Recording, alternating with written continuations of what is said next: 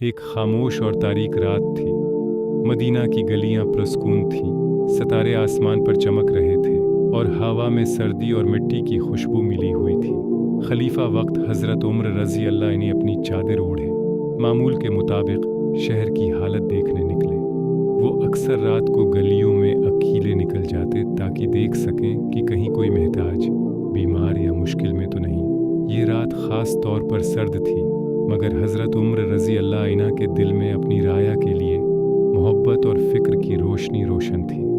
चलते चलते उन्होंने एक छोटे खैमे को देखा जो शहर के किनारे खड़ा था। खैमे के अंदर से बच्चों की रोने की आवाज़ आ रही थी। हज़रत उमर रज़ी अल्लाह ने आहिस्ता कदम बढ़ाए और देखा कि एक औरत आग जलाए बैठी है और उसके बच्चे भूख से रोते हैं। खलीफा ने नरमी से पूछा, बहन, बच्चे क्यों रोते हैं? औरत की आंखों में आंसू भर आए।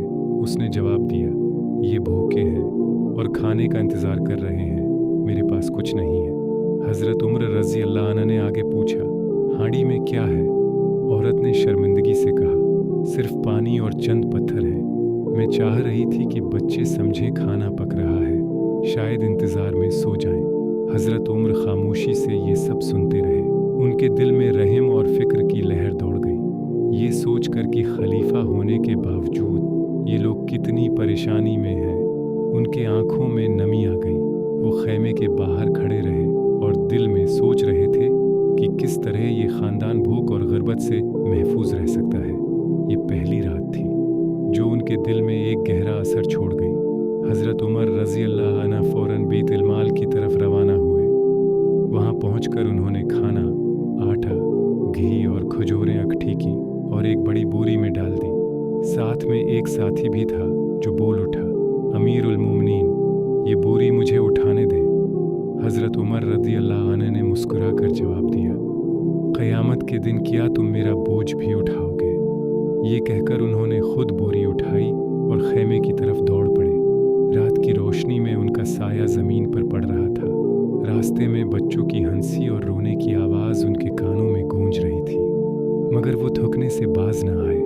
जब वो खैमे के करीब पहुँचे तो औरत हैरान रह गई। हज़रत उमर रज़ी अल्लाह अन्हा ने आग जलाकर हांडी में खाना पकाने का इंतज़ाम किया और बच्चों को आरामदह जगह दी ताकि वो बैठ सके। आहिस्ता आहिस्ता खुशबू फैलने लगी और बच्चे भूख से चुप हो गए। हज़रत उमर रज़ी अल्लाह अन्हा ने खुद हाथों से बच्चों को खाना दिया। बच्चे खुश होकर हंसने लगे और उनकी आंखों में रोशनी आ गई।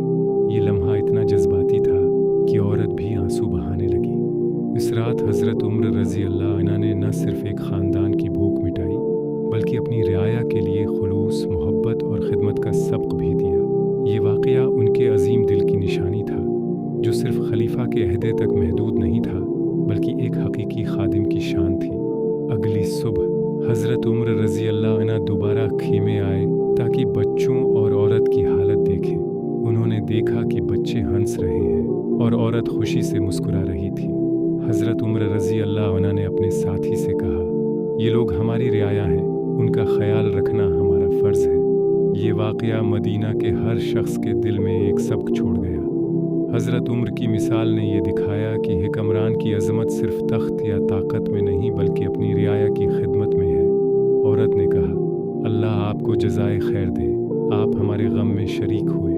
हज़रत उमर रज़ी अल्लाह अन्हा ने जवाब दिया, जब तुम हमें देखोगी तो हमारी खिदमत हमेशा तुम्हारे साथ होगी। ये वाक़या आज भी हमें याद दिलाता है कि हकीकी क़ियादत खिदमत और मोहब्बत में है, जुल्म या ताकत में नहीं।